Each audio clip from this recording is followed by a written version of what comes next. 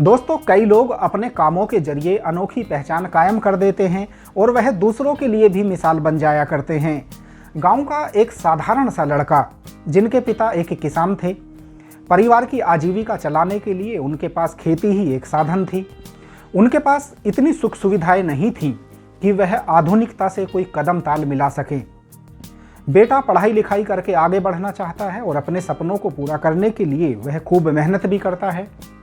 छठी class में जाकर उन्होंने ABCD सीखी, हिंदी मीडियम से इंटरमीडिएट तक की पढ़ाई की और उसके बाद शहर की तरफ रुख किया। उस बेटे ने अपने सपनों को पूरा करने के लिए दिन रात मेहनत की, पूरी लगन के साथ मेहनत की, लेकिन अपने जुनून को कम नहीं होने दिया।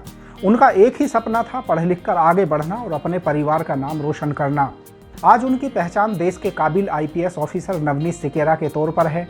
नवनीत सिकेरा की पहचान का यह एक पहलू है, लेकिन उनकी पहचान का एक दूसरा पहलू भी है।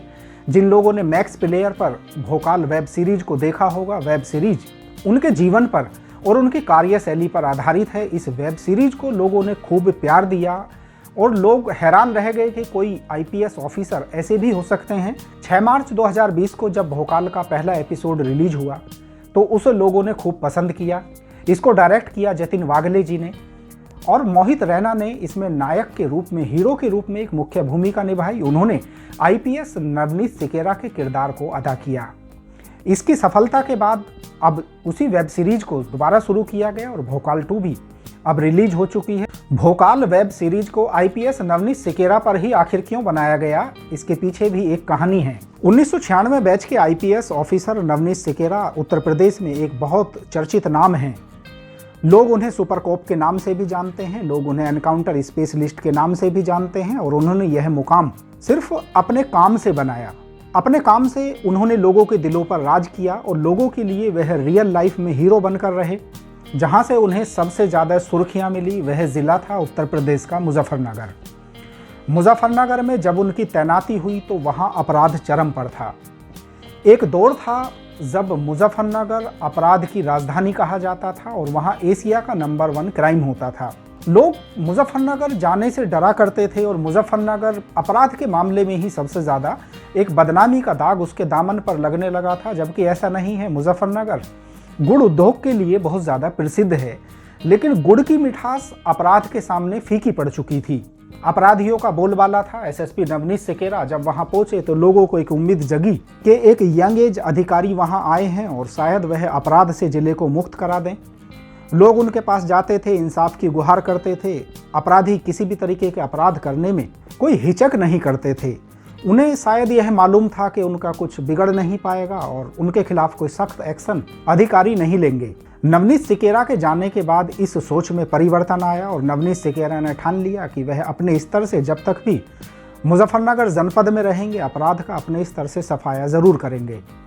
इसके बाद उन्होंने अपराधियों के खिलाफ एक ऐसी मुहिम चलाई कि जिससे पूरे देश में वह सुर्खियों में आ गए।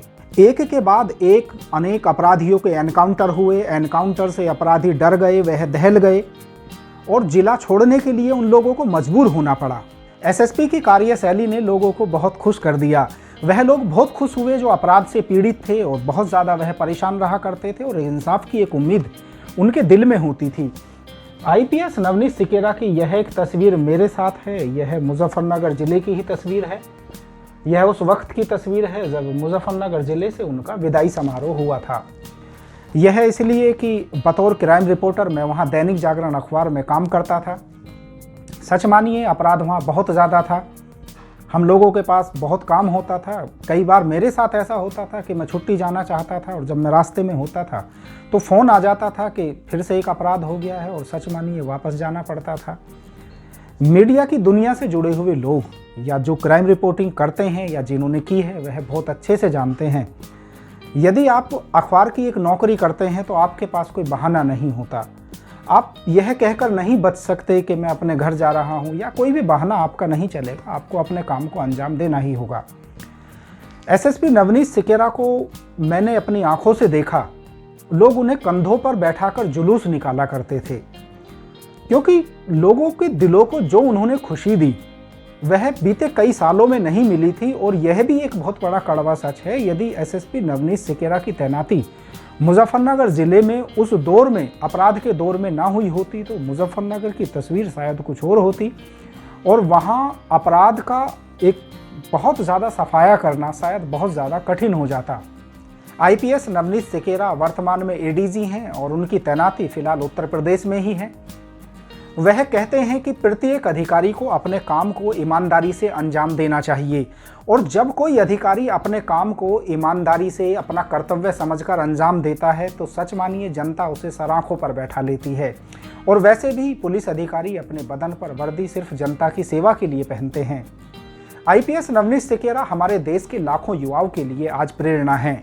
कितने ही युवा ऐसे हैं जो आईपीएस नवनीत सिकेरा बनना चाहते हैं। दोस्तों, यह भी एक सच है कि यदि आईपीएस नवनीत सिकेरा ने अपने संघर्ष के दिनों में हार मान ली होती तो आज वह इस मुकाम पर नहीं होते, लोग उनसे प्रेरणा नहीं लेते या फिर उन पर भोकाल जैसी वेब सीरीज भी नहीं बनती। दोस्तों, आपको भी यह वीडियो पसंद आया है तो चैनल को सब्सक्राइब जरूर कीजिए।